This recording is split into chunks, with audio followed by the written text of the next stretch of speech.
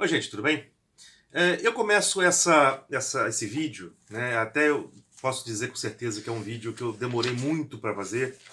Devia ter feito há um tempo atrás, quando esse assunto começou a surgir no começo do ano, desse ano de 2022, com a frase do padre Júlio Lancelotti, que ele deu, numa entrevista que ele deu agora há pouco tempo, essa semana agora, no dia 12 agora do 7 12 de julho de 2022, no programa do Ferrez, no podcast Avesso do Ferrez. O Ferrez é um ativista cultural, social da periferia de São Paulo, e ao mesmo tempo também ele é um dos donos e editores da Comic Zone, uma editora de quadrinhos e livros também.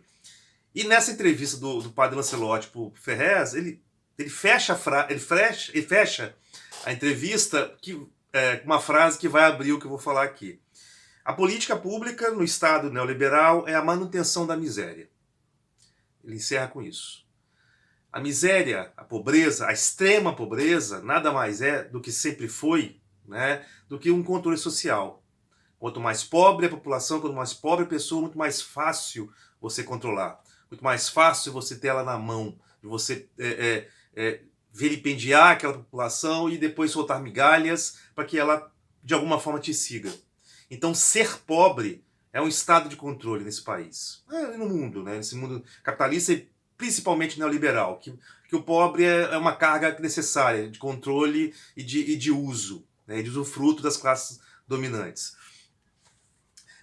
E essa frase do padre é exatamente por conta dessa discussão que ele traz desde o começo desse ano, né, da campanha que ele faz sobre até saiu um artigo bacana aqui na BBC que eu vou deixar aqui postado nas descrições do vídeo, e esse artigo e vários outros, né, artigos também, que ele fala exatamente sobre essa arquitetura da aparofobia, essa arquitetura que odeia os pobres, que tem aversão à pobreza, aversão ao pobre, ao outro que é pobre. E é clássica, já está virando clássica aquela imagem dele, que está aqui na capa do vídeo, que é a capa aqui do nosso vídeo, dele com uma marreta quebrando aquelas pedras debaixo do viaduto, que a Prefeitura de São Paulo encheu de pedras pontiagudas para que as pessoas, moradoras de rua, sem tetos, não usem aquela parte de baixo do viaduto para abrigo, né? Exatamente, um elemento que, além de ser um viaduto de passagem, que também serve como abrigo, foi esse conceito básico da arquitetura enquanto abrigo foi negado por conta de pedras pontiagudas colocadas pelo Estado. E isso é uma tônica que a gente já vem percebendo nas cidades há muitos anos, não é de agora. O padre só levantou a lebre, literalmente falando, com essa questão da arquitetura, dessas arquiteturas hostis que estão se espalhando pelas cidades, tanto em discursos oficiais quanto em discursos oficiosos. Nesses meus 25 anos de atuação como arquiteto, e pouco mais aí de 10 anos, quase indo para os 15 já, de atuação em projetos públicos, eu tenho ouvido muito isso, né, dessa pseudo-preocupação dos projetos públicos servirem de abrigos para as pessoas de rua. Isso vem tanto de poder público, como também de técnicos, engenheiros, arquitetos, todos os lados envolvidos nos projetos. Entendeu? E o que eu tento fazer é subverter isso, de alguma forma. Né? Quem conhece meus projetos sabe que ali dentro tem alguma subversão sobre isso. Que me incomoda muito esse discurso, né? De você pensar a cidade somente para as pessoas, para a população formal, né? Os indigentes, os sem teto não são pessoas, não precisam ser abrigadas. Ah, não, mas elas têm os abrigos. Os abrigos públicos servem para isso. Como fala aqui a Raquel Ronick nesse mesmo artigo aqui, que cita o padre Lancelotti, o abrigo não é casa. O abrigo é um lugar de temporário. Ali a pessoa que está abrigada, o sem-teto, o indigente, a pessoa de rua ou pessoa de calçada, ela não tem a sua privacidade, não está no seu lar, ela está ali de passagem. E os abrigos não são soluções. Os abrigos são remediações. Solução é a política pública de moradia. Porque boa parte dessas pessoas tinham em algum momento alguma moradia que de alguma forma elas foram expulsas da moradia e tiveram que se abrigar na rua. Ninguém escolhe morar na rua. Hoje eu vou morar. A partir de agora eu vou morar na rua. Isso não é uma escolha. É a única opção que tem, ou que se tem. Né? Por mais que de vez em quando eu fale com alguns colegas meus que é um dos movimentos mais revolucionários que existem, né? Porque você literalmente não deve nada a ninguém, você vive o fluxo da vida. Né? Mas como a vida hoje nas cidades é tão perigosa, morar na rua também é um estado de perigo. Né?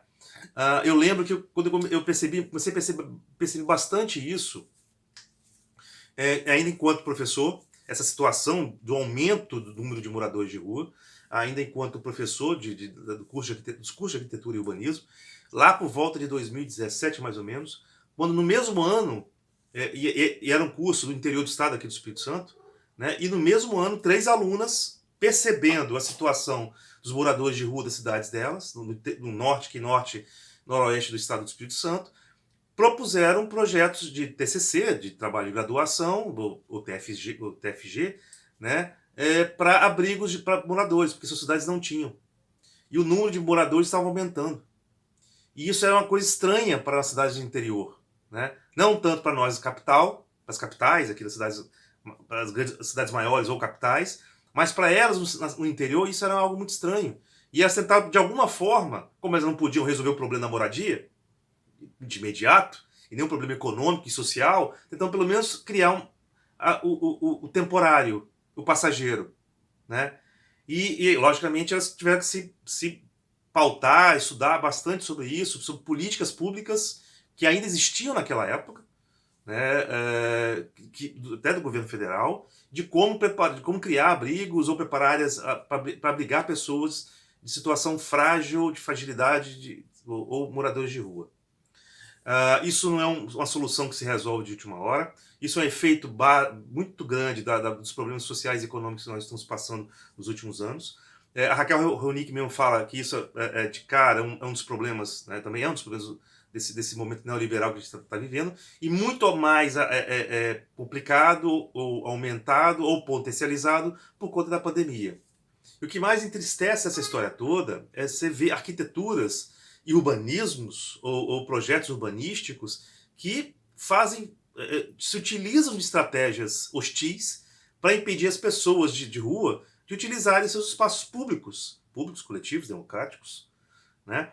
E o próprio padre Lancelotti lembra que esses mesmos obstáculos amanhã podem ser obstáculos para as pessoas ditas formais ou normais da cidade formal. Idosos, crianças podem tropeçar num obstáculo desse e se machucar. Né? E é aí que as pessoas vão acordar pro problema?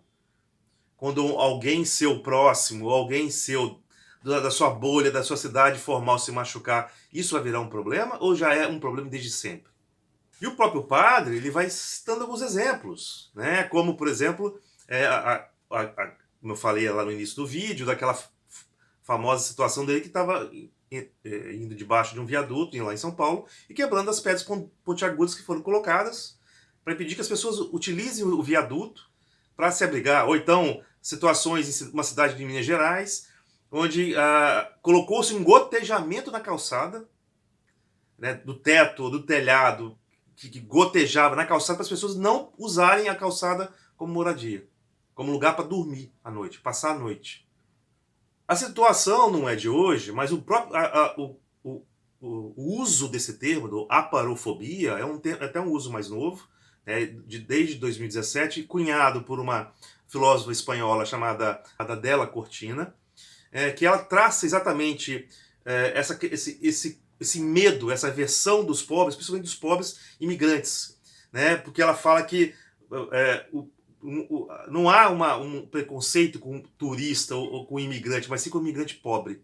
Isso se amplia, principalmente quando esse pobre também se torna um pobre da sua cidade, da sua família. Então não é algo só relegado aos imigrantes, mas toda uma classe de pessoas pobres que são rejeitadas, que são hostilizadas, que são odiadas, que possuem sentimentos de aversão contra elas, são rejeitadas e precisam ser, de alguma forma, expulsas da cidade formal. E uma forma de expulsar é você não deixar que elas se utilizem dos espaços públicos, se abriguem na arquitetura, se abriguem na cidade. Né? E isso é o que mais entristece a gente enquanto arquiteto urbanismo. Esse tipo de pensamento, vindo tanto de tanto da sociedade, né, comum, das pessoas comuns da sociedade, como também do poder público, de técnicos, engenheiros, arquitetos, de toda uma gama de pessoas que pensam o pobre como um outro, um rejeitado, que não deve estar ali. Em vez de tentar ajudar a resolver o problema, tentar criar soluções. E soluções existem. Somente a partir do conceito de você propor o aumento e a melhoria das moradias. De forma muito mais igualitária, quantitativa, de forma mais de acesso democrático, em vez de ficar expulsando as pessoas. Né? E isso não se limita, né, somente à questão da pobreza, né, mas a toda uma gama enorme de preconceitos que hoje ou desde sempre regem ou regeram a nossa sociedade. Né? Bom, eu só quis aí dar uma pontuada nesse assunto. É um assunto que cabe muita discussão, principalmente por nós, arquitetos urbanistas, para pensar em que tipo de cidade é essa que nós estamos projetando, que tipo de espaços públicos são esses que nós estamos projetando, para quê e para quem. Será que somente para as pessoas de classe média, média alta, média baixa, e o pobre não precisa de um lugar público de qualidade? Ainda mais, muito mais, sendo ele miserável ou de rua? É para quem que a gente está fazendo a cidade? E para quê? Gente, a gente se vê no próximo vídeo aí. Valeu.